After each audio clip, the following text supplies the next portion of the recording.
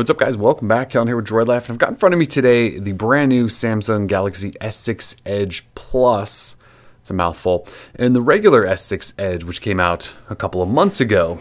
So what we want to do today is just sort of walk through a comparison of the two, in case anybody was wondering what the difference is between them. You know, this is an S6 Edge Plus, so it is a bigger variant of the S6 Edge. It's not a Note 5 Edge or a Note Edge Plus or anything like that. So it's not a Note line, which means it doesn't have an S Pen. And so it really is just a bigger version of this S6 Edge. So let's talk about it. There are some differences here, and so you should probably know if you're considering one or the other. So first things first, obviously, yes, it is a bigger version of the S6 Edge. So it's got a 5.7-inch Quad HD Super AMOLED panel. You can see it here, just how much bigger it really is. So 5.7-inch versus 5.1-inch. It's just a bigger phone. So if you want a bigger phone, this could be an option for you. In terms of processor, they both have the same processor. It's the Exynos 7420 octa-core. You have 4 gig of RAM here in the Plus, 3 gig in the regular. You have fingerprint sensors here. You have storage options of 32 and 64 gigabytes for sure. You can also get the regular Edge in 128 gig. We do think Samsung's going to announce or at some point make available 128 gig here with the Plus as well, but so far it's just 32 and 64. You have a 3000 milliamp hour embedded battery here in the Plus, a 2600 milliamp hour embedded battery here in the regular Edge. So not a huge difference in battery for such a bigger phone. So it should be interesting to test some battery life there to see if that 400 milliamp hour is actually going to get you any sort of substantial difference there. They both have 16 megapixel cameras on the back with optical image stabilization. We have flashes over here and heart rate sensors as well. They both have 5 megapixel cameras up top. And that's mostly it. They each have wireless charging. They also each have fast wired charging.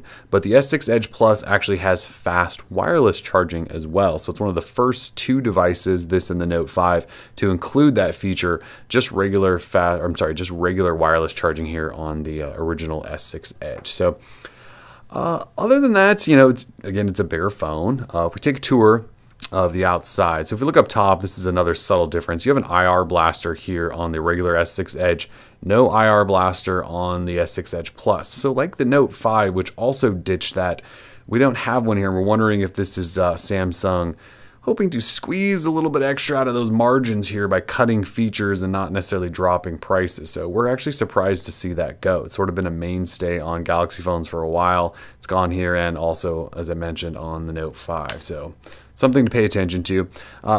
You have power lock switches here on this side and volume rockers here on this side, same spots.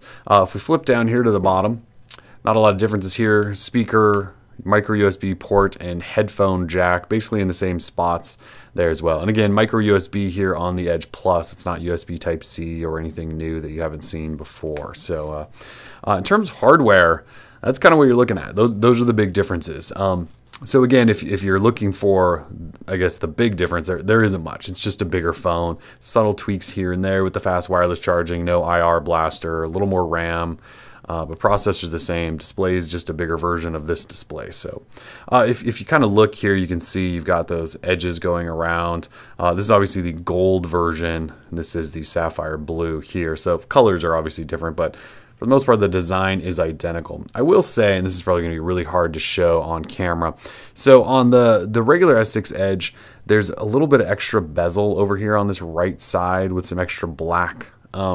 With the S6 Edge Plus, Samsung put this display as close to this edge as they possibly could. So if you're looking for the most immersive Edge display experience, this is definitely going to get it to you. It's just a little tighter around this edge than it is on the regular S6. And I don't know if this is showing properly on camera, but with the regular S6 Edge, I always got these really bad reflections. You can kind of see them there, the really bad reflections. On the new S6 Edge Plus, while they're there, they don't seem to be as noticeable or bother me as much. Maybe it's just because it's a bigger display. You're just not constantly being reminded that there's reflections where those curves are. And yeah, just looking at them side by side, it's not that much of a difference. It just, I seem to notice them so much more here on this device where they bothered me. This one, they haven't really bothered me yet. So other differences software wise. So there are some things here. So one of the big things obviously is the swipe out edge thing where you normally would get to, your contacts. Well, they've added in something called Apps Edge where you can actually load up 5 of your favorite apps that you use. So, and then you still have your 5 contacts as well. There are some other differences though. So if we jump into the settings here, so edge lighting, which is the face down, lights up the color when you get a call, that's still there. People edge, which is the people contacts. Apps edge is the new thing I just showed you. Information streams there and night clocks there. But what's different here in the actual edge screen position? So you've always been able to flip it from left to right on the regular S6 Edge. But with this version now, they're actually letting you move the tab around, which is the tab you swipe out to access it. So you can actually move that around now. You couldn't on the regular S6. So on the regular S6 Edge, it was always up top here. You had to reach all the way up top and swipe out. Now you can move it all the way down to the bottom where your thumb normally rests, which is a really, really nice feature. I'm glad that they added in there. And that's sort of it. The other thing then is, and I may have missed this. Oh, up here. So where do you want the S6 Edge swipe out option to show? You can have it do all screens, or you can have it do just on home and lock screen. So on the regular S6 Edge, it only does it basically from the home screen. So you can't swipe out and access, all these favorite features or all these favorite apps and shortcuts anywhere but the home screen. And that was kind of a mistake, I thought. So now, if I say load up Chrome, you can see I can still swipe this out and get into favorite apps, favorite contacts, and then jump through those. You also notice down there is the swipe out button right there, so that does swipe it out.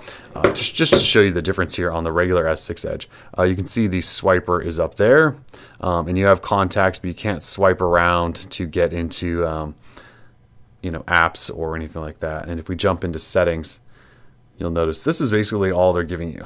So I'm going to pull this down and go into settings. I believe that's all the settings there are for Edge screen. Let's see. So edge lighting, people edge, information night clock, and the position. So right or left side. So you're really kind of limited here. You can flip to one side or the other, but you can't adjust where this button swipe is. So you can't rearrange that.